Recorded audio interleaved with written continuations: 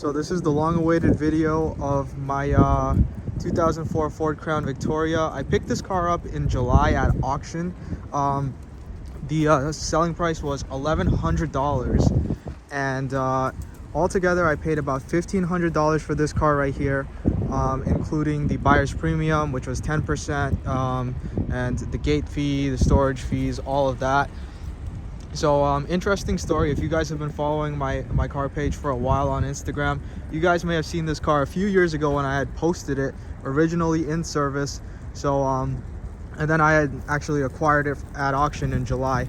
So for a lot of the time it's actually been sitting until last month, when I had finally gotten this car registered, insured, and everything.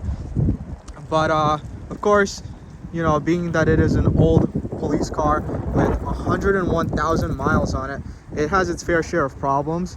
And today we're going to get into everything that's broken with my $1,500 2004 Crown Victoria P71. Welcome back to Cars of Queens. Starting off with the body, as you guys can see, it is a little bit rough. I mean, New York streets are not easy on these cars. As you guys can see, there's some surface rust over here, lots of deep scratches, and over here is not that bad, but once you go to the other side, there's a unwanted surprise. As you guys can see, that is no bueno at all, guys. You guys do not want to see that in your Crown Victoria. This is kind of a common rust spot. It's not that bad. So I'm going to definitely take care of that before it gets the opportunity to become a big rust hole. Also on this side, I don't even know how this developed. I guess it must have sideswiped something. This looks really bad, but it shouldn't cost way too much to get it repainted. These steelies are pretty shot. Let me know if you guys think I should keep the sap caps on it, or just repaint the steelies, or put LX wheels on it. Let me know what you guys think in the comments down below. But I'm wondering what I should do with the wheels on this car. Now, coming over here, this car was not like this when it was in service. It was actually a nice car, you know, compared to what it is now. I think it got sideswiped by, I think, a sanitation dump truck or something in the winter time, and that's what caused this damage. But when I had seen this car, it was not like this, and then when it came to auction, it was. So I guess that did lower the price of the car. But now I need 2 new doors, and doors on these cars, they're kind of hard to find, especially black ones. If anybody is local to New York City and they have black doors for these cars, let me know. Grand Marquis doors, they also work. So if anyone has any, just let me know. And I really do need doors for this car, like ASAP. That really looks bad. Moving to the roof of the car, that is not something you want to see. A lot of rust. Looks like lots of acid rain has caused this roof to look like that. So basically, I mean, this whole car could use a full repaint. If you look real close, you can see the clear coat is kind of starting to fade in some areas. So it's not even worth trying to get new body panels for everything. I think the best course of action would just be to get those doors and then repaint the whole car. These headlights are crystal clear, but they weren't always this way. They were actually really foggy and disgusting. One thing I highly recommend, if you guys get new headlights, or even on one of your older cars, if you guys want to prolong the life of the headlights, you definitely want to get like a ceramic coat or a ceramic wax.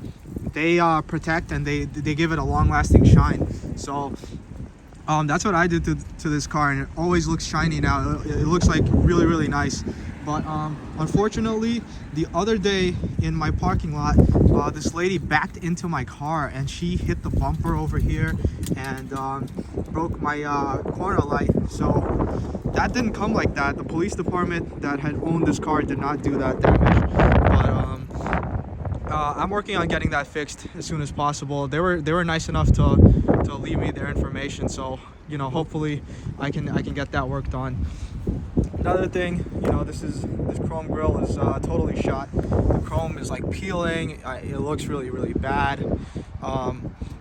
So that's another thing that I can get. But OEM chrome grills are relatively cheap, you know, $50–$60 part on eBay. Moving on to the interior of this car, we have a ripped carpet along with ripped headliner. So they must have just used a lot of force to pull the dome light instead of simply unscrewing and disconnecting the ticket light or the dome light, whatever you guys want to call it. And look, they did this to my headliner.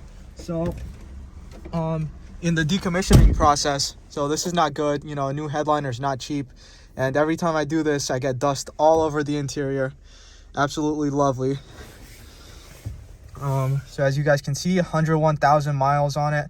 I've only driven it 358 miles in the 8 months that I've had it. I got it July. I won the auction on July 1st, and I got this car on July 8th. So most of the time it's been sitting because I didn't have the space and stuff to get it registered and insured and all that.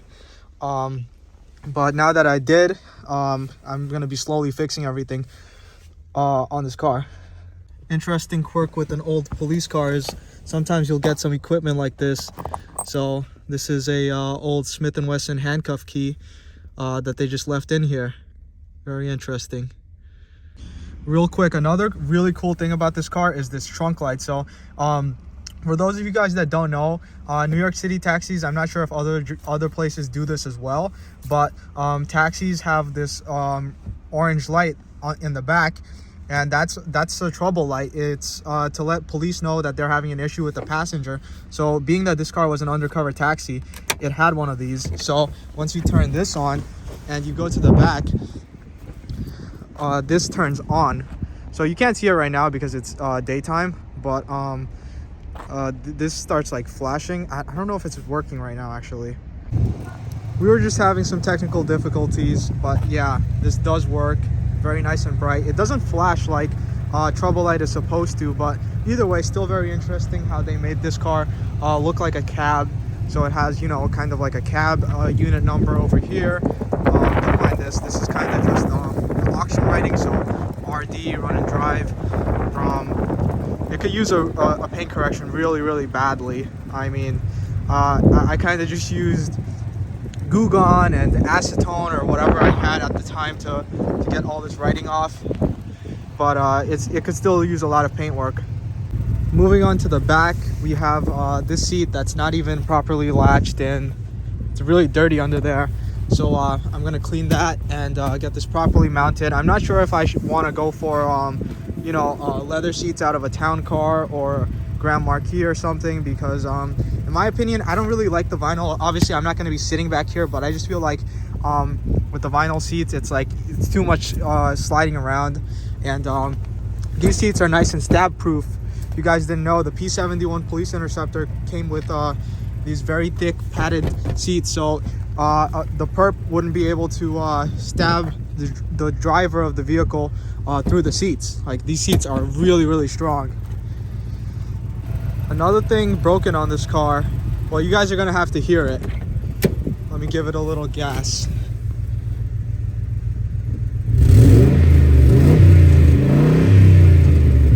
Is that crazy exhaust leak. So portion of the pipe literally right under the driver side is rusted out, so it has this really nice exhaust leak. I'm gonna miss it when it's gone, but you know, it should only be like a $200 fix. Just cut that piece of metal out and weld in a new piece. Now moving on to some of the mechanical stuff, we have a lot of things wrong, and we're gonna dive into that right now. So under the hood, we have blue hoses, which is a really good thing to have. These silicone hoses are a lot less leak prone. We have an emergency vehicle battery, but the problems lie over here. The manifold is leaking a tiny bit of coolant, and I think some of them are actually getting into the ignition coils and the spark plug holes, causing a misfire. So this car is misfiring. It has over 100,000 miles on it, so the transmission fluid is supposed to be replaced around this time, so I'm definitely going to do that. Crankshaft pulley is also leaking a ton of oil. It absolutely reeks after being on for a little while, so there's also that. But I do have the original intake manifold on the way, OEM from a Ford dealer. I have spark plugs, OEM, ignition coils, OEM. I just need a gasket and that crankshaft pulley along with the bolts for the intake manifold, and pretty much it'll be all ready to go. I think also the idler air control valve could use replacing. So that's about $1,500 in repairs that it needs mechanically. The brakes aren't that good either. I mean, it's an old police car, so it's definitely been used and abused. The oil hasn't been changed in like 2 years, so there's also that. But now that I've gotten registered and insured, I'm gonna get to all of that, and you guys are gonna see the progress of this project as I go.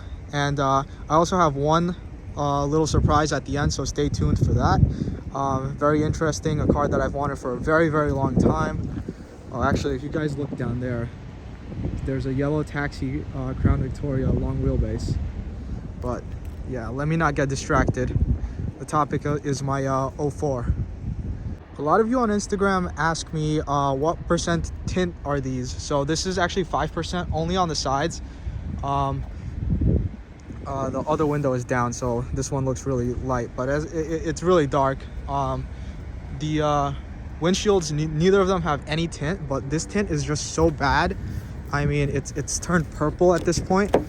As you guys can see, it's like really, really low quality, cheap tint. So I'm gonna get it retinted. You guys know I'm gonna stick with the 5% ceramic tints, but also get the windshields done. So that way, you know, I'm not riding around in any kind of fishbowl at all. Not everything about this car is bad. The one good thing is that it has ice cold AC and really, really hot heat. So it comes in handy on a freezing cold, snowy day like this. Now we have the big surprise, Ford Windstar.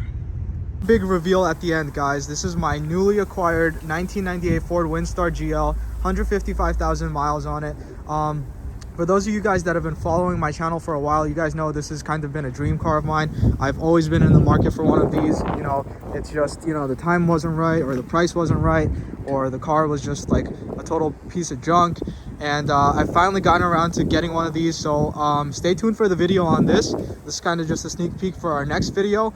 Right now the battery's dead on this car, so I'm gonna give it a jump from the Crown Vic, and stay tuned for the video on this. I hope you guys enjoyed the video of the Crown Vic. More Crown Victoria videos to come. Of course, you guys know that there's endless Crown Victoria content on my page, and being that this car is very broken, I'll probably never run out of video ideas. So make sure you guys like, comment, and subscribe. Let me know what you guys think, and stay tuned for the Windstar videos.